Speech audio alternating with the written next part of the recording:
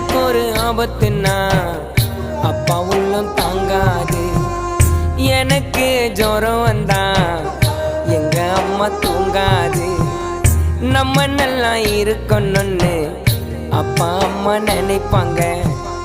ரோட்டில் உழைப்பாங்க, உச்சி வெயிலில் உழைப்பாங்க, உயிரையும் கொடுப்பாங்க. அம்மா அப்பா அம்மா அப்பா அம்மா.